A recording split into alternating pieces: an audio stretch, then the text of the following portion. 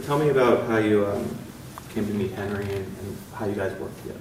Henry and I had heard of each other but had never met until 2004, and he and I got together in a restaurant up in the San Jose area, and we talked about our view of the industry and where things were going, and I think we clicked immediately. Henry's a very smart guy, very insightful on the industry, strong technology background, and I think a very rational player, and the two of us clicked, and that's probably the thing that got me most interested in joining Broadcom.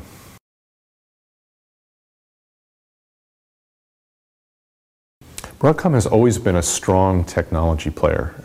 The company has excellence in innovation, excellence in execution, and has hired some great people. And so that was the recipe and the mix that I saw in 2005 and got me excited about the company. Since then, we've been able to broaden the scope of the company into the wireless technologies and to grow the company both from a technology and markets point of view, but also to mature the company and act like a strong Fortune 500 leadership company.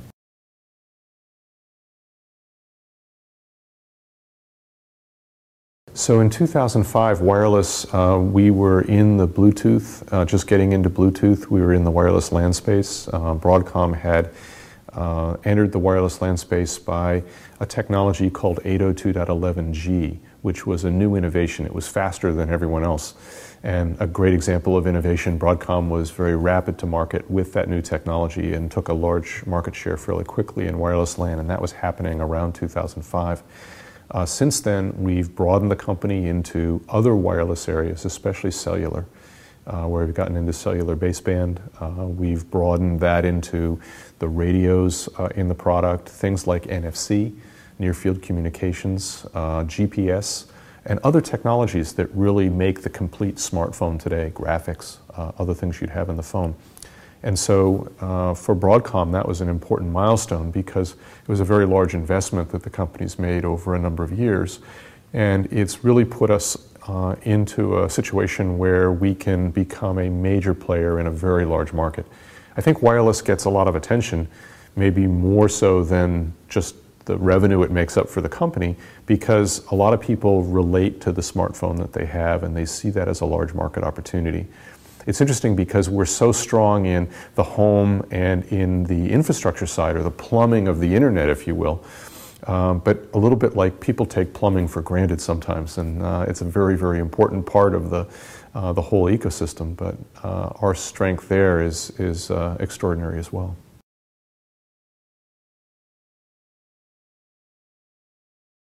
So Broadcom has three business segments, and we think of them as the home, the hand, and infrastructure. And in the home business, which is where Broadcom got its start, we do things like cable modems, DSL modems, set-top boxes, digital TVs, home gateways, all of those different kind of products that you'd expect to see for content in your living room. And we've done a great job, I think, in terms of defining and becoming number one in all of what are called the last mile technologies, which is how does content get the last mile from your content provider or your telco or whatever into your house. And it can be by a telephone line, DSL, it can be a cable connection through your cable provider. It can be a satellite connection, so you think of Dish, Echo, DirecTV, those kind of guys. And we've partnered with, or it can be fiber. In the case of Verizon or AT&T with their Fios or UVerse products. And we've partnered with all of those companies to not only figure out how to quickly get the content into the home and out of the home, but also how to transport it around the home in set-top boxes, remote viewing of a TV show. There's some great commercials on TV right now where there's a dinosaur monster movie you're watching and you want to go from the living room to the bedroom and the movie follows you and you can continue watching it there. And so making that just that simple requires a great deal of technology and innovation to do that, but that's the kind of thing we do in those markets. And that's about a third of our business right now. If you look at our hand side, and we think of that as not cell phones per se, but all the portable devices you would carry with you. So today that means smartphones, By the way, it's interesting that on a smartphone, the third most common application is making phone calls. Okay, the most common things you do are email and browsing the internet. And making phone calls, of course, very important. But going forward, we're looking at ways to integrate more things into those devices. So think of it as like a Swiss Army knife, okay? In that one of the great advantages of a Swiss Army knife, it may not be the best screwdriver, the best corkscrew, the best scissors in the world, but the convenience of carrying it all with you and having it all integrated is very valuable. In a smartphone, you can imagine that over time, you'll not only browse the internet and look at content and take pictures and make phone calls, but you'll be able to do location-based services. So taking GPS and things like, how do I get to the nearest pizza place? Where is my friend? Where are my friends? Where is my kid? Where is my dog? Okay, those are kind of things that people could use the device to do. We see things like car keys and credit cards and airline affinity cards, discount cards, coupons to grocery stores, other things like that getting integrated into these devices in an electronic fashion. You can think of games. There's just a whole lot of things you can do with these devices, and right now we're pioneering and innovating in that space and driving some of that technology for our customers, which include all of the major handset makers in the world. I think we're in every single one of the top 20 or so handset makers in the world with one part or another. And that partnership with all of the people bringing out all these cool smartphones enables us to really have a venue to drive a lot of the cool ideas we work on.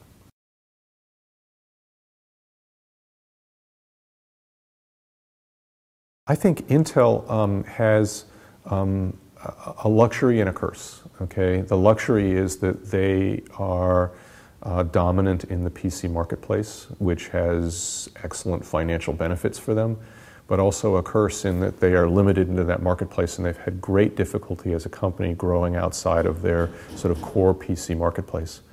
And for them, they have tried to push on an Intel brand to defeat their competitors, okay, in that space, because it's very hard for a person to tell the difference between an AMD processor and an Intel processor, and they basically all run the same, and that market is commoditizing over time.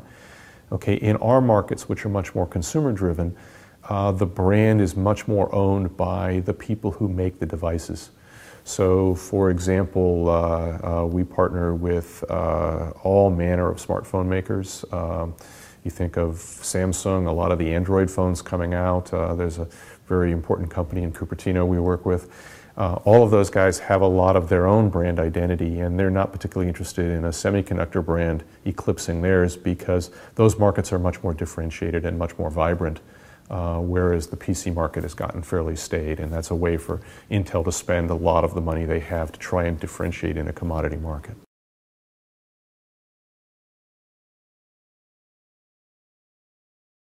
The PC market used to be the big market, okay? And if you looked at all the semiconductor markets, it was the one that really garnered the most respect and visibility, the fastest growth. That's really changed. The wireless market is maybe 3 times the size of the PC market now, and it's much more driving a lot of how people interact with content and how people think of electronics, and electronics being everywhere. And so it's a faster growing market, and it's a larger market now, and so that's why so much interest in the hand and the wireless markets.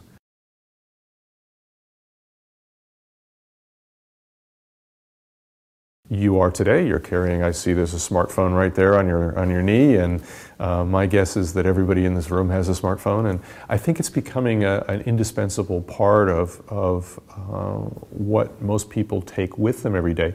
I think they will carry additional electronics with them as you get electronics into credit cards. You get electronics, if you have car keys right now, there are electronics in car keys. They not only open the door remotely in your car, but also they have a cryptographic key in them. The bad news is if you ever lose your car keys, they're really expensive to replace these days. The good news is they have a cryptographic signature in the key that makes it very hard to steal your car. And so integrating a lot of that technology into other products is a great opportunity for us. And that takes me to the third leg of our business, which is the infrastructure side. Broadcom has a #1 worldwide position in driving a lot of the infrastructure in the world. So if you send an email or you browse the internet, the information that you look at and that you interact with is probably going to go over many Broadcom chips. We provide not only the last mile technology on the home side, but then all of the internet switching. So your telco company, your internet service provider, the content that you see on the internet, they have data centers that drive that. Broadcom really is the nervous system, if you will, of the worldwide network. And that nervous system, okay, all the switching capability, all the routing of the data and traffic, that's what we do, and it's a great business. It's a very innovative business. Some of our largest and most expensive chips are in that business. We have chips that sell for thousands of dollars in that business and can switch all of the internet traffic of a small city in a single chip. And so, those kinds of things, again, the plumbing is not as visible to the average person. They just sort of count on that to work. But Broadcom is an essential part of what almost every one of your readers does every day. They interact with Broadcom chips one way or another through all the electronics and make a phone call. That's probably going to go over a Broadcom chip at some point.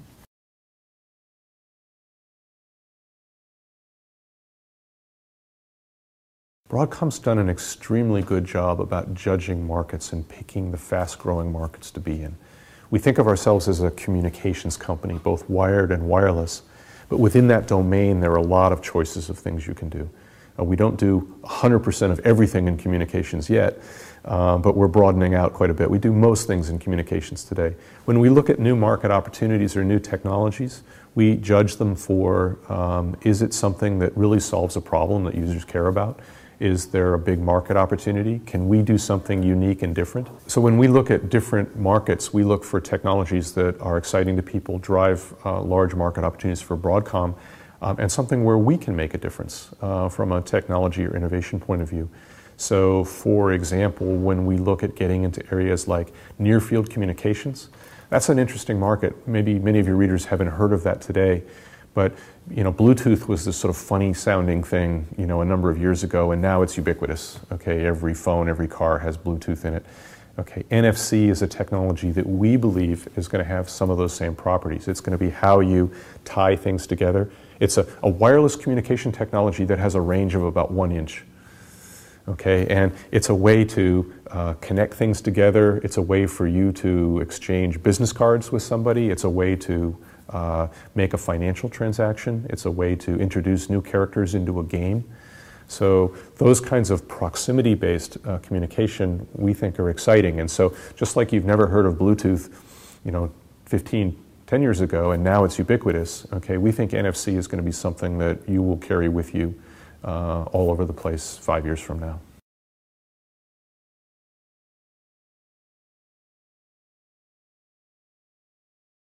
This is the business and technical judgment that I think make Broadcom a winner. We have a track record of identifying what are the markets that are going to make a difference, what are the technologies that will make a difference, identifying those early, investing in them, okay, and bringing Broadcom to a #1 market share in those positions. And Broadcom has, in about a dozen different markets, become #1 in that space by choosing the right technologies, investing in them, putting our brightest people on them, and our engineers execute well and do great products. So, Henry and I think, have a great relationship, and we think alike, and we bounce ideas off of each other and off the other smart people on our team. And together, I think we have a tremendous track record of what technologies will be successful and which ones to avoid. There have been a lot of technology fads that have come out, and we've said, we're not going to invest in that one, and it turns out to, not go anywhere. Examples? There are a number of wireless technologies that you've probably never heard of that were supposed to be great and never went anywhere. Here's an example of one that was popular. It was called Zigbee. Again, probably many of your readers have never heard of it. The challenge of Zigbee is, how do you communicate data from like thermostats, industrial devices, and stuff like that? We looked at that and said, wireless LAN, the economics of wireless LAN are going to beat that. We believe wireless LAN will prevail in the future. Other technologies, some of the cellular technologies, we believe LTE is an important technology there. A lot of competitors to LTE. We said, you know, that's the one to bet on. And so we invest there. In many technologies, why choose? A lot of people, if you go back 5 or 10 years, they said, well, wireless LAN is going to kill Bluetooth. And other people said, no, Bluetooth's going to kill wireless LAN. And our decision on that was, they're both going to win. Do both. Okay, and so it's an example where we had the luxury of the ability to invest in both. And today, Broadcom innovates. We made the first combo chips that actually combined both Bluetooth and wireless LAN into a single device. Why choose? Have both. And so there's an example where you don't always have to choose a winner. You can choose that there will be multiple devices that will win. And another great example in the home, I think a lot of people today are used to the advertisements for all the satellite TV capabilities, all of the cable opportunities, all of the choices from your telco company for DSL and getting content from your telephone company. We believe that all of those are going to coexist. And so there's an example where the correct answer, we believe, is not to choose, but to do all of them, because we think that the customer wants choice, and each one of them will have its advantages and benefits, and competition is good. You can't always get into the position where you have the luxury of a high market share and a high breadth in the market. That's something you have to really work to achieve. And so for each of those customers, we work with them to give them the advantages for them to win. And being able to do that for many customers at the same time has challenges, but it's something that we embrace. And Broadcom is viewed by our customers as a go-to company for innovation and for leadership on products.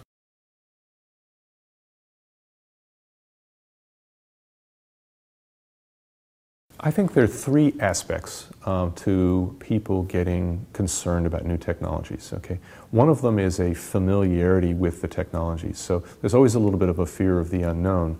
But then I think there are two burdens on the products or the technology themselves. One is to create genuine usefulness. Okay, you need to fulfill a need. You need to do something that the consumers believe is valuable to them.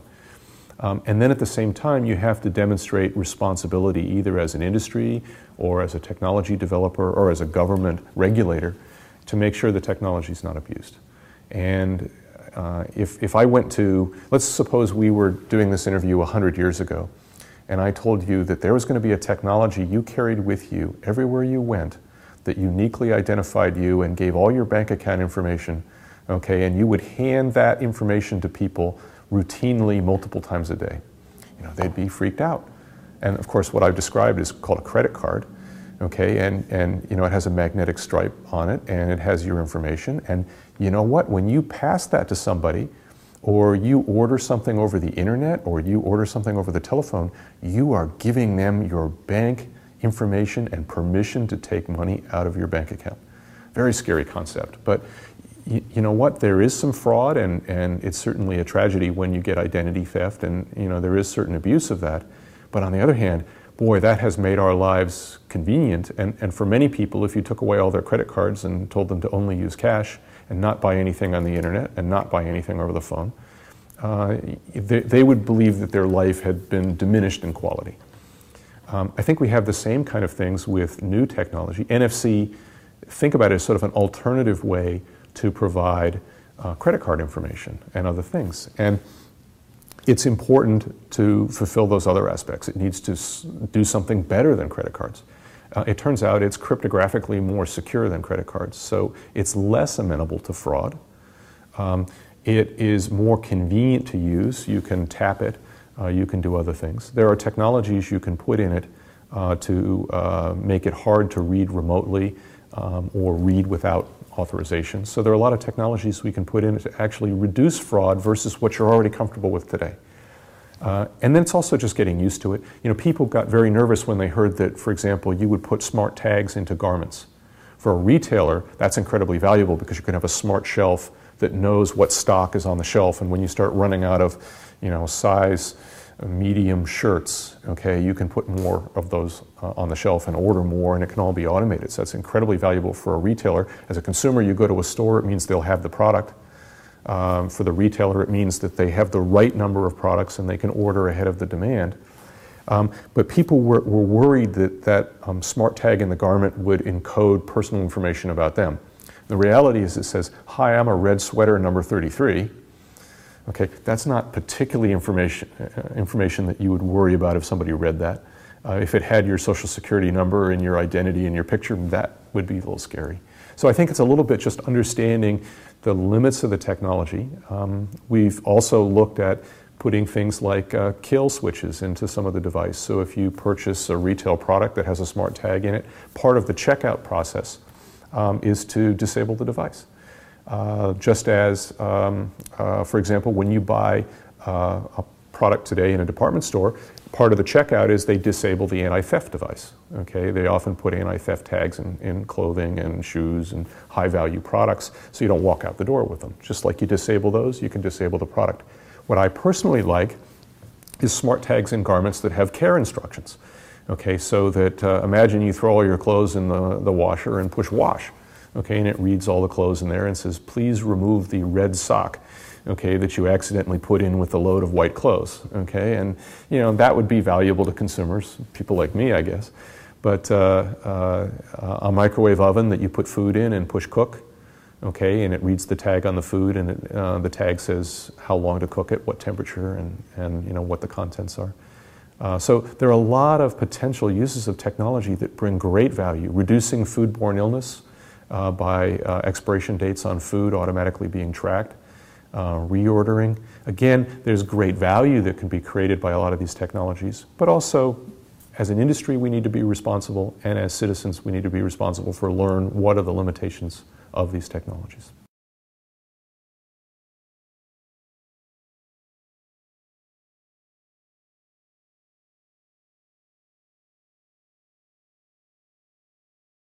Well, let's talk about capabilities and let's talk about use cases, okay? And capability, absolutely yes. Broadcom, one of our goals is to take all of this great technology and drop the cost down so you can put it in everything, okay? So it gets to the Internet of Things, ubiquitous use of these technologies. So you could have smart devices, you could make it so that most of your appliances in your home are smart, your car is smart, all of these things can talk to other devices and so forth. So the goal is to reduce the cost of that. The example you raise, which is video conferencing capability, transfer of video data, we believe we can drive the cost of putting that into a device to a very low price point, making that available to lots of people and putting it in lots of places. So a great example is using things like video chat on phones.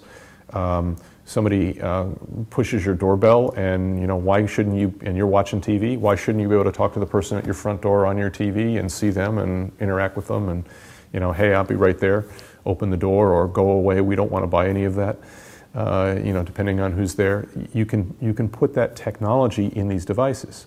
Now, the question is, can you go too far? I mean, do I really need video capability in my washer and dryer? I don't know. I mean, maybe yes.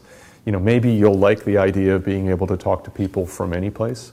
And one of the things that's so exciting about our business is that as you drive the economics of all of this connection-enabling technology, we create technology that enables people to talk to each other, to connect with each other, and to share data, connecting people, not just things. And so now, what are the cases that make sense? And I think we'll learn over the next few years. I mean, if you went back again 20 years ago and explained that, you know, a lot of people would be carrying smartphones with them wherever they went, you know, they'd sort of think about that and say, well, I'm not sure I need that. You know, if I need to make a phone call, well, I have a phone in my house. I'll go to the phone in my house and do that. And of course now, you know, we love the idea that we're traveling in a car and you get a flat tire, or you think, oh, I want to go to this restaurant. I'll call them to see if I can get a reservation before I get there. Okay, these were just things that you never thought of doing before, and so we're going to enable a lot of new ways to interact with each other, but also to use this information in new and interesting ways. And so Broadcom, our goal is to drive the economics of that so that it enables it, and to push the innovation on the technology itself. I think there are a number of fundamental trends that will drive that. Again, Broadcom driving the economics of putting smart electronics into new things. We talked before about devices and appliances in your home acquiring the ability to talk to each other and connect. Putting smart electronics into things like keys, like credit cards, other things. The ability to have very high bandwidth networking wherever you go. So the ability to have HD video capabilities, okay, whether you're traveling, you're in the car. I think automotive is an example where it will catch up to the same connectivity level that we're now seeing in the home. And if you think about it, you really like your car to be your living room on wheels, okay, in terms of being able to access information. I would love for high definition roadmaps, traffic conditions, rerouting me, the ability to entertain the kids in the back seat is important for many families for peaceful trips. There are just a lot of ways where you can automatically sense traffic. I mean, going into the more distant future, there's no reason why people should drive cars in the distant future, and we'll get good enough autopiloting capabilities and other things there where you really Flying cars. Flying cars? I don't know. I mean, it's interesting. I think the amount of energy required for cars to fly is quite high, and one of the things I think that's important when we look at the precious resources on our planet is good use of energy. By the way, that's something we're doing at Broadcom, is how do you create a greener planet? And one of the things that's really important is reducing the electrical consumption of devices. It's interesting, a lot of people don't realize how much power set-top boxes and computers and all of the infrastructure that we create consume. Many of the data centers, it's really fun to go on the internet, and isn't it wonderful how you can order things and how you can search for stuff. The data centers that make that so wonderful for us consume megawatts of electricity. Okay, and whole hydroelectric dams are required just to support some of these data centers that make that so convenient to go on the internet. And so how can we reduce the cost of electricity there? Broadcom has some new chips that we've put out recently that give you a factor of 10 reduction in the electrical consumption. One of our customers who operates large data centers, the CEO called me up and said, Scott, it's really great, these new Broadcom chips that we're deploying, they have saved us the equivalent of an entire hydroelectric power dam, okay, every year. Okay, and we all know how many milliwatts and watts and kilowatts and stuff, we save. But when somebody puts it in terms that an entire Hoover Dam, okay, of electricity was saved because of these chips that we came out with on the infrastructure, okay, is very compelling and very tangible. And as we think about how do we have a more responsible use of resources on the planet, that makes a huge difference. And so applying that to cell phones, so your battery lasts longer, that's a convenience. Wouldn't it be nice if you didn't have to charge your cell phone so often? Isn't it nice that we're being nicer to the planet by just using less electrical resources across all the homes, across all the data centers and infrastructure in the world? Absolutely, the car will absolutely smarten up in a number of ways. First of all, I think as you go to hybrid cars and electric cars, the electronics in the car are going to increase dramatically, and that's going to be not only power saving and saving oil and things like that, but also increasing safety systems. There are radar systems now that can judge whether you're about to have a collision and hit the brake early or warn the driver in case there's other things. There's some wonderful display technologies that will be coming out in cars in the next number of years that are sort of like what the airplanes, the high-end fighter jets and commercial airliners have today, the heads-up displays. Some of the very high-end cars have them today, but imagine driving in the fog, okay, and having an infrared system, and it overlays on the window as you're looking out objects and things like that. Again, increasing safety. A child runs in front of the car, being able to detect that. Being able to detect that the driver has fallen asleep and is drifting out of the lane. These are all good things that improve our lives. It requires an impressive array of electronics to do things like that. I think something that Broadcom is excited about is that the connectivity to cars will go up. I think today the car has been sort of an island where when you went in your car, other than your cell phone, you weren't really connected to the internet. But I think the car itself will be connected to the internet. The car itself will provide a broadband connection for all of the occupants in the car. And so the kids in the back seat will have their wireless LAN that they use in the car. For example, we're working with Ford Motor Company. Ford is designing our wireless LAN combination chips into a number of its cars coming out. And so within the car itself, you'll have a wireless LAN with a broadband connection, and you can enable not only devices within the car to talk to each other, but being able to get on the internet as well when you're in your car. It's very hard to forecast 20 years' time, and I think many people have made predictions. I think if you look at movies of the future, okay, you always go watch them when that year actually comes, and they seem sort of silly in some respects and right in others. So I don't think I can predict the future in terms of exact things that will happen, but I certainly believe that some of the trends are going to continue. The trend of electronics becoming lower cost and being part of more things, people being connected everywhere with high bandwidth, people being able to use things like encryption technology, location technology, connectivity technology to be able to do business, to be able to interact with each other, and to keep the fraud and the bad guys at sort of a reasonable level. I think those are all trends that I see going forward. Convenience, safety, comfort. I think those are trends that are driven by needs that people have. Those are basic human needs. And so things that enable those are going to, I think, get the most excitement over the next 20 years. Broadcom has done a tremendous job at growing as a company, and we not only have grown fast in absolute terms, but we have outgrown our industry and we have outgrown our peers, our competitors. And as a company, we goal all of the employees and all of the management to focus on how do we grow faster, okay, than our markets. And you do that by both executing extremely well in the markets you're already in, but also to expand into new markets. And so we're always looking for new markets to expand into. Broadcom has hired a lot of people. We believe our people are really the key to our success. And so Broadcom has grown to, we have about 2,300 people here in the Irvine area. We've grown that rapidly over the years. I expect we will continue to grow. And again, by not only expanding our footprint in the businesses we're already in, but getting into new businesses, and we do that well. For Orange County, I think you're going to see a world-renowned innovator continue to grow. I think we're a company that we want our employees to be proud to work for.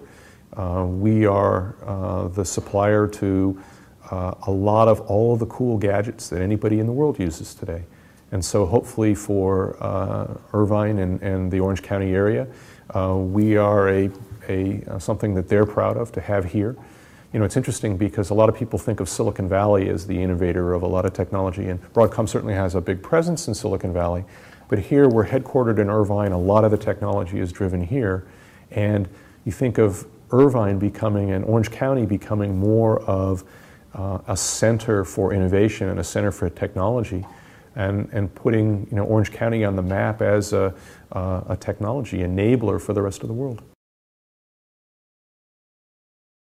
You know, we moved into this campus not very many years ago, I think 2 or 3 years ago, and by the time we actually moved in, we were pretty much full. And we started off with 8 buildings here, and originally we thought that might last us a while. We quickly filled those up. I think we're up to about 14 buildings now here in the area, maybe 15 buildings if you count the one over by the airport. We foresee continued growth in the area. And we'll ebb and flow with the economy a little bit, but Broadcom is driven more by our technology and product cycles than just the macro economy. So even in a down year, okay, we've been able to add employees and continue to grow. A lot of companies have struggled with that, but we've been able to sort of power through the downturns and grow the company. And I expect we'll continue to outgrow our markets. Again, they are cyclical to some extent, but Broadcom has a proven track record of growth.